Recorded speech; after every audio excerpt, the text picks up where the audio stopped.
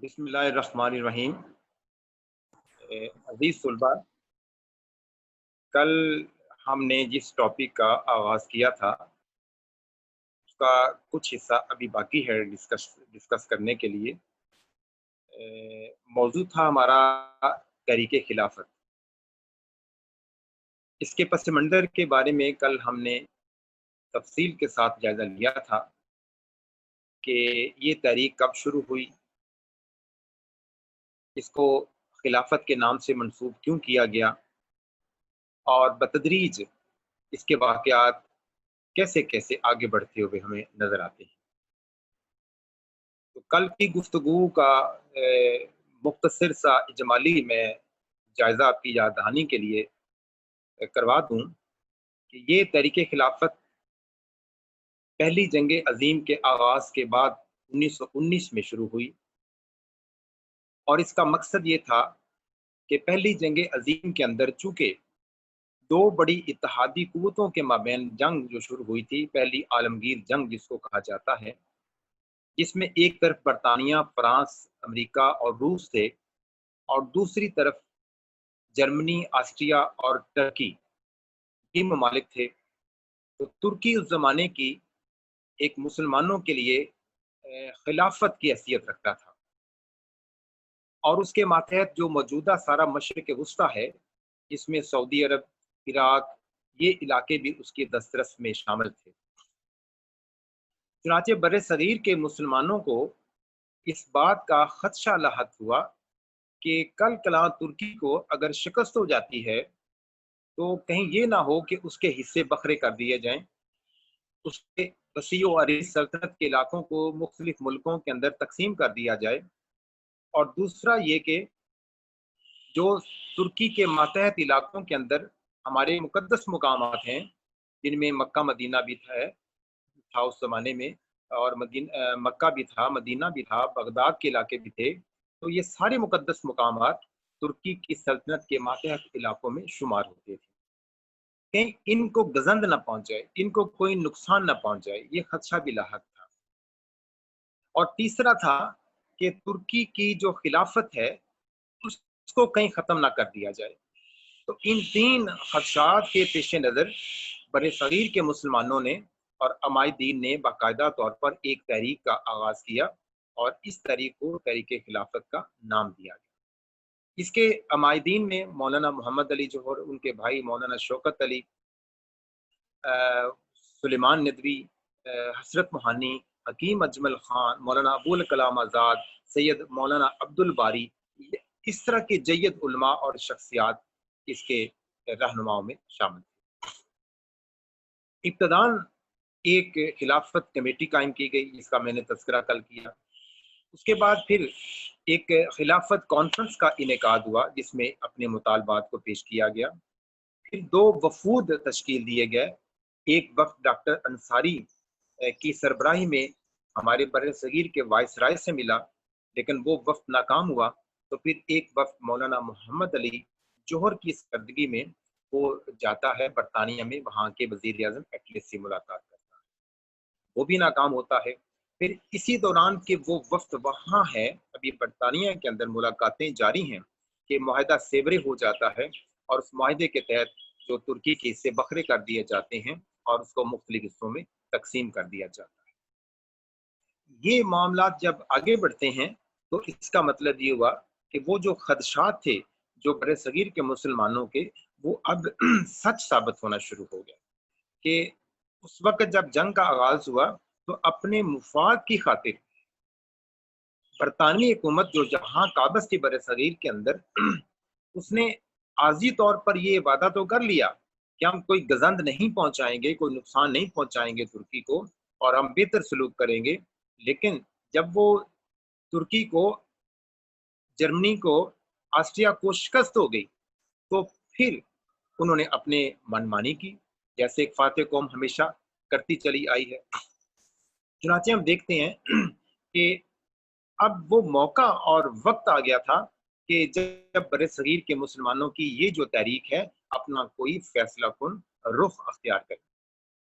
چنانچہ اس کی سرگرمیوں کا جب ہم جائزہ لیتے ہیں تو اس کی سرگرمیوں میں اب انہوں نے کیا کیا کہ تحریک ترک موالات اور تحریک عدم تعاون کا اعلان کیا۔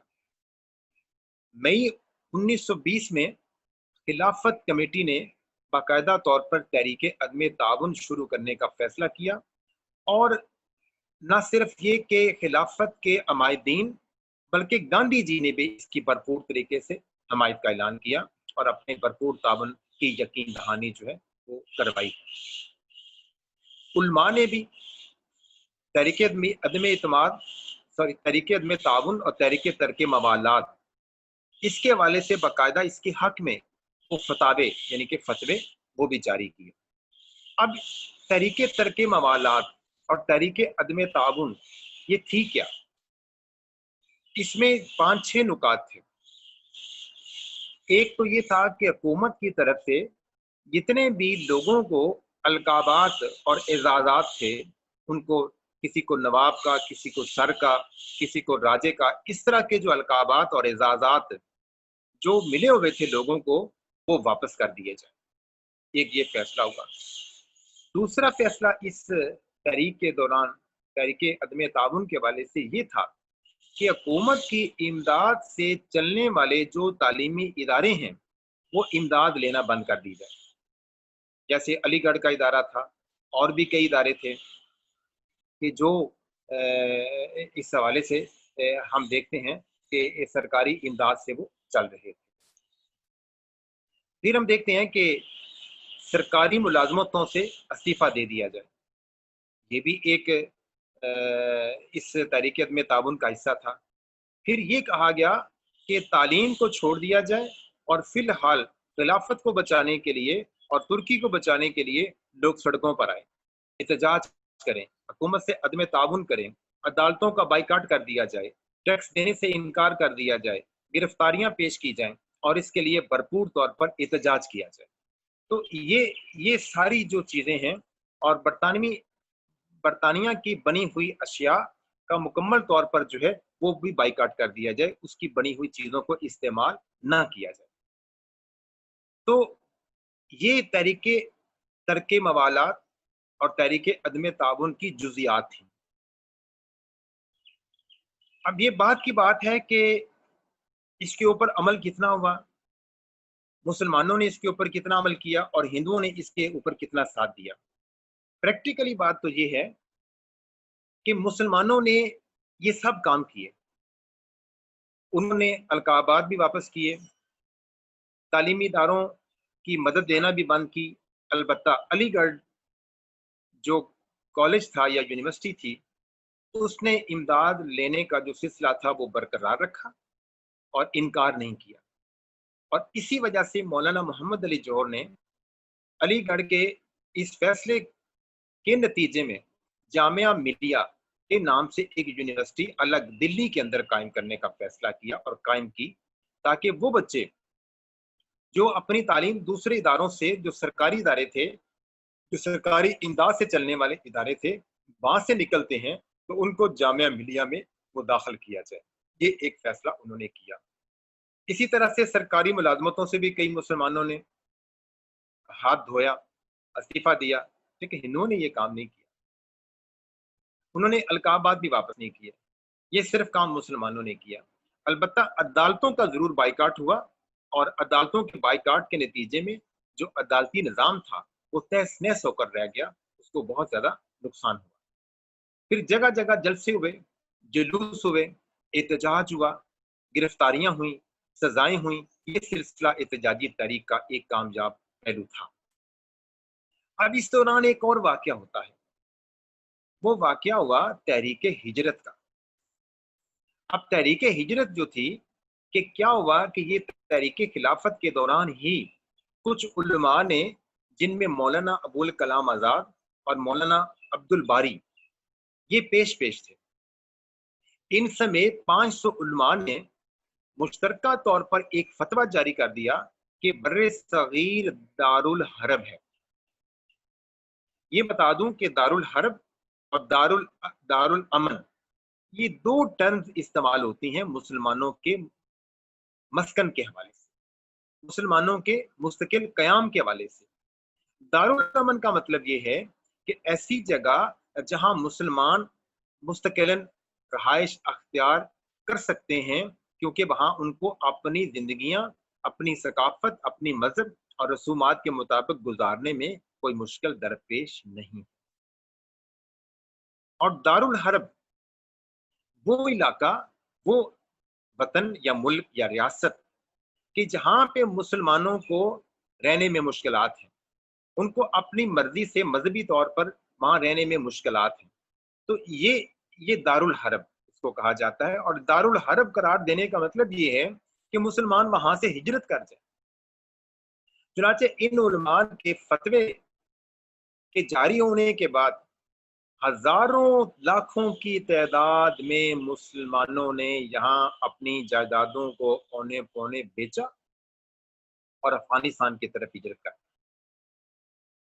اب افغانستان نے شروع میں تو کوئی رکاوٹ نہیں پیدا کی جب سینکڑوں کی شکل میں مسلمان وہاں گئے، لیکن جب اتنی زیادہ تعداد میں مسلمان وہاں جانا شروع ہو گئے اور بے یارو مددگار تھے وہ، تو ان کو سنبھالنا، ان کو رہائش پرووائڈ کرنا، مستقل قیام کرنا، یہ ایک ناممکن بات تھی۔ اور کچھ برطانوی حکومت کا بھی افغانستان کے اوپر دباؤ آ گیا، چنانچہ اس نے سرحدوں کو بند کر دیا، مسلمانوں کے آنے کا داخلہ روک دیا۔ اب ہوا کیا کہ وہ جو یہاں سے گئے تھے، وہ موسم کی سختیاں، جو افغانستان کا سخت ترین موسم ہوتا ہے سردی کا، اس کو وہ جھیل نہیں پائے، تو کچھ تو ہزاروں کی تعداد میں وہ اس طرح سے دم توڑ گئے۔ اور پھر جو چلے گئے، جو بچ گئے، جب حالات 2-3 سال بعد ایسے ہوئے تو وہ واپس جب آئے تو ان کے پاس تھا ہی کچھ نہیں۔ وہ تو آلریڈی اپنی اونے پونے جائیدادوں کو بیچ کر گئے تھے، اور وہ بھی ہندوؤں کے ہاتھوں۔ تو اس طرح سے مسلمانوں کو تحریک ہجرت، جو کہ تحریک خلافت کا ہی ایک حصہ تھا، اس سے کسی حد تک نقصان پہنچا۔ اسی طرح سے اسی دوران موپلا بغاوت ہوتی ہے۔ اب موپلا یہ مالابار کا علاقہ جو ساحلی علاقہ ہے، اس میں سینکڑوں سال پہلے عرب سے جو تاجر بر صغیر ہندوستان کے اندر آتے تھے تجارت کی غرض سے، انہوں نے وہاں رہائش اور اپنی آبادیاں قائم کی تھی۔ یہ سارے موپلا جو عرب نسل سے تھے وہ کہلاتے تھے۔ تو ظاہر ہے کہ ان کی ہمدردیاں بھی ترکی کے ساتھ تھیں، تو تحریک خلافت کے زیر اثر انہوں نے بھی وہاں احتجاج شروع کر دیا، اور احتجاج شروع کیا تو یقینی طور پر انہوں نے اپنے انداز سے اس احتجاج کو آگے بڑھانے کی کوشش کی۔ اور جب مغلوں کے اوپر سختی ہوئی تو کچھ انگریز افسروں کو بھی انہوں نے قتل کیا، پھر سرکاری املاک کو بھی انہوں نے نقصان پہنچایا، آگ لگائی۔ نتیجتاً کیا ہوا کہ اس بغاوت کو کچلنے کے لیے انگریز سرکار نے انتہائی سختی سے اور پرتشدد کارروائیوں سے اس کا کلا کما کرنے کی کوشش کی، اور سینکڑوں موپلوں کو شہید کیا گیا، ان کو جاں بحق کیا گیا، ان کی آبادیوں کو آگ لگائی گئی، ان کو کوڑے لگائے گئے، ان کو سزائیں دی گئیں۔ تو موپلا تحریک اور موپلا بغاوت بھی تحریک خلافت کے واقعات کا ایک حصہ تصور کی جاتی ہے۔ پھر اسی دوران ہم دیکھتے ہیں کہ 1921 میں تحریک جب آگے بڑھتی ہے اور عدم تعاون کا معاملہ آگے چل رہا ہے، تو تحریک عدم تعاون کا پریکٹیکلی آغاز صوبہ یو پی سی پی کا ایک چھوٹا سا قصبہ تھا چورا چوری، وہاں سے اس کا باقاعدہ آغاز ہونے جا رہا تھا، اور وہاں کے لوگوں نے جلوس نکالا۔ جلوس نکالنے کے بعد وہ مشتل ہو گئے، اور مشتل جب ہوئے تو وہاں جو پولیس چوکی تھی اس کو آگ لگا دی۔ جب آگ لگائی تو اس کے اندر 22 جو سپاہی تھے وہ جل کر راکھ ہو گئے۔ یقینی طور پر ایک دل سوز واقعہ ہے، لیکن جب تحریکیں چلتی ہیں، جب احتجاج ہوتا ہے، बगावत होती है तो इस तरह के वाक़यात होते हैं। चुनांचे इस वाक़या को बहाना बनाकर गांधी जी ने क्या किया कि जिनके पास उस वक़्त तहरीक खिलाफत की क़यादत आ चुकी थी, वो क़यादत उनके पास उस वक़्त आ चुकी थी। अब उन्होंने क्या किया कि इस वाक़या को बहाना बनाकर ये कहा कि चूँकि इस तहरीक खिलाफत के अंदर अदम ताउन के अंदर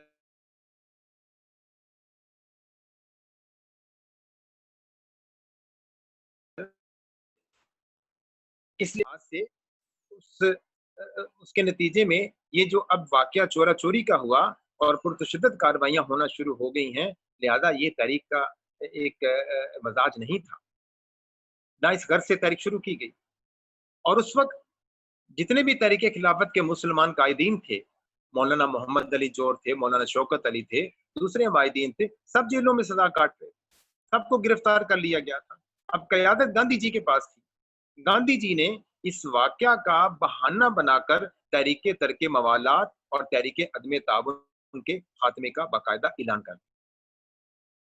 अब तहरीक ताउन, अदम ताउन ये बेसिकली अगर देखा जाए तो तहरीक खिलाफत का एक अहम हिस्सा था और ये बाकायदा तहरीक खिलाफत के प्लेटफॉर्म पर इसका फैसला हुआ, गांधी जी ने इसकी हमायत की। गांधी जी को अकेले हक नहीं था कि वो इसके खात्मे का ऐलान करते। वो तहरीक खिलाफत के अमायदीन से मशावरत करने के पाबंद थे, लेकिन उन्होंने ऐसा नहीं किया। चुनाचे जब तहरीक अदम ताउन के खात्मे का ऐलान कर दिया तो तहरीक खिलाफत को मजमूई तौर पर शदीद नुकसान पहुंचा और गांधी जी का अपना एक खास मकसद था। किसी ने सच कहा है कि गांधी को सबसे बड़ा लीडर अगर बड़े सगीर के अंदर बनाया किसी ने तो वो मुसलमानों ने बनाया। वो क्यों कि तहरीक खिलाफत में इस उनके किरदार और फ्रंट फुट पे आने की वजह से उनकी शनाख्त बढ़ी ज्यादा, लोगों के अंदर पजीराई मिली। लेकिन जब उन्होंने अपनी शनाख्त बना ली, अपना मकसद हासिल कर लिया, तो उसके बाद उन्होंने यकदम ये पीछे से छुरा घोंपा इस तहरीक का और तहरीक अदम ताउन के खात्मे का बाकायदा ऐलान कर दिया। तो यूं तहरीक अपने अंजाम तक पहुंचती हुई आगे बढ़ती है। फिर हम देखते हैं कि ये तहरीक अभी अपने अंजाम को पहुंची हुई थी, तो तुर्की के अंदर एक तब्दीली ये आई कि जो मौजूदा तुर्की है, उसके ऊपर वो उनका जो फौजी कमांडर था मुस्तफा कमाल अतातुर्क, उसने कुछ इलाकों के ऊपर कब्जा करके वापस लेकर बरतानवी फौजों को बाहर निकाल फेंका और वो इलाके अपने काफी हद तक वापस ले लिए जो अब तुर्की के पास है। चुनाचे हम देखते हैं कि बरसगीर के कुछ अमायदीन मुस्तफा कमाल अतातुर्क, जो फिर जदीद तुर्की का बानी भी कहलाया, उसके पास गए और रिक्वेस्ट की कि ये जो खिलाफत का इदारा है इसको बरकरार रखा जाए, इसको खत्म ना किया जाए। लेकिन मुस्तफा कमाल अतातुर्क ने बरसगीर के मुसलमानों के जज्बात की कदरदानी की, इजहार किया कि तुर्की के लिए जो उन्होंने गरां कदर कुर्बानियां दी हैं वो उनको तहसीन की नजर से देखते हैं, लेकिन तुर्की अब वैसा नहीं है जैसे पहला था। खिलाफत का इदारा अब बाकी नहीं रहेगा और अगर कोई और मुसलमान मुल्क इस खिलाफत के इदारे को बरकरार रखना चाहता है तो वो कर ले। तुर्की ने माजरत कर ली, तो इसका मतलब कि मुआहदा लवाजन हुआ जब और उसके तहत मौजूदा तुर्की की कानूनी हैसियत को बैन अल-अक़वामी तौर पर तस्लीम कर लिया गया। मुस्तफ़ा कमाल अतातुर्क उसके पहले सरबराह मुंतखब हो गए और बाकी इलाकों के ऊपर अरब अलग हो गए। अफ्रीका के इलाके जो उसकी दस्तरस में थे उनको अलग कर दिया गया, वो तुर्की के दस्तरस में नहीं रहे और मौजूदा तुर्की का कंट्रोल जो है वो बहरहाल कमाल अतातुर्क के पास आ गया। तो इसका मतलब और फिर उन्होंने फिर क्या किया कि खिलाफत के इदारे को खत्म करके तुर्की को एक सेकुलर रियासत का दर्जा दे दिया। तो यूं हम देखते हैं कि तहरीक खिलाफत अमली तौर पर अपने अंजाम को पहुंच जाती है। इसके फायदे हुए या नुकसान, एक बात साथ साथ करते चलें कि कायद आजम मोहम्मद अली जना और सर फजल, इन दोनों ने तहरीक अदम ताउन की मुखालफत की थी और पुरतशद्दुद कार्रवाइयों की मुखालफत की थी और वक्त ने साबित किया कि कायद आजम का मौक़िफ़ ठीक था जो गांधी ने इन पुरतशद्दुद कार्रवाइयों को बहाना बनाकर इस तहरीक के खात्मे का ऐलान भी कर दिया। कायदे आज़म इस तहरीक से दूर रहे, तहरीक हिजरत की हमायत नहीं की। ये एक जज्बाती फैसला था उलमा का। इससे मुसलमानों को इक्तिसादी तौर पर शदीद नुकसान पहुंचा। लेकिन जहां तक इसके असरात और फायदों का ताल्लुक है, इसकी अहमियत का ताल्लुक है, उसको भी देखते हैं कि अब तक बर्रे सगीर के अंदर मुसलमान सियासी तौर पर इतने मुनज़्ज़म नहीं थे कि वो एक तहरीक चलाने के काबिल हो सकें। ये पहली मर्तबा मुसलमानों ने अपने आप को इस तरह से एक इशू के ऊपर मुनज़्ज़म किया और एक तहरीक की शक्ल दी कि पूरे बर्रे सगीर के अंदर जगह जगह हंगामे, जुलूस, जलसे, एहतजाज, गिरफ्तारियां, सजाएं, ये अमल हुआ। और इस तहरीक ने साबित किया कि मुसलमान सियासी तौर पर अपने आप को मुनज़्ज़म कर सकते हैं। कोई कल कला तहरीक अगर चलानी हो तो वो चला सकते हैं और इकट्ठे हो सकते हैं। तो एक तो ये फायदा मिला सियासी तौर पर। फिर इस तहरीक के नतीजे में बहुत सारे कायदीन ने जन्म लिया जो मुसलमानों की क़यादत का फरीज़ा सर अंजाम देने के काबिल थे। मौलाना मोहम्मद अली जौहर की शख्सियत सामने आई, और भी कई लोगों की शख्सियतें इस अरसे के दौरान हम देखते हैं वो सामने आती हैं। गांधी जी का किरदार सामने आया। इस तहरीक ने गांधी को लीडर बना दिया। गांधी का चेहरा भी अयां हो गया। हिंदुओं की जो एक असल सोच है वो भी सामने आ गई कि वो किसी वक्त भी आपको दरमियान में छोड़कर अलग हो सकते हैं। फिर तहरीक जब भी चलती है तो लोगों के सियासी शऊर में इजाफा होता है। यकीनी तौर पर लोगों के सियासी शऊर में भी इजाफा हुआ। तो गोया कि अगर हम मजमूई तौर पर जायजा लें तो तहरीक खिलाफत के अपने असरात हैं, उसके अपनी अहमियत है, उसके नुकसानात अपनी जगह पे। जैसे मैंने तहरीक हिजरत का जिक्र किया, मुसलमानों को इक्तिसादी तौर पर, समाजी तौर पर नुकसान हुआ, उनकी जानें गई। जो वापस आए वो औने पौने अपनी जायदादों को बेच कर गए थे, फिर वापस आकर उनको दोबारा संभलना मुश्किल था। तो ये सारी चीजें अपनी जगह पर हैं। लेकिन बहरहाल मजमूई तौर पर तहरीक खिलाफत बर्रे सगीर के अंदर चलने वाली तहरीकों में सबसे बड़ी तहरीक थी, जिसने पूरा एहजान पैदा किया, जिसने मुसलमानों को इकट्ठा किया। और बेशक वो एक सियासी मजहबी मसला दोनों इकट्ठे थे, इस वजह से भी इस तहरीक को कामयाबी और पजीराई जो है वो मिली। तो ये वो सारे वाकयात हैं जो तहरीक खिलाफत के हवाले से हैं। Any question?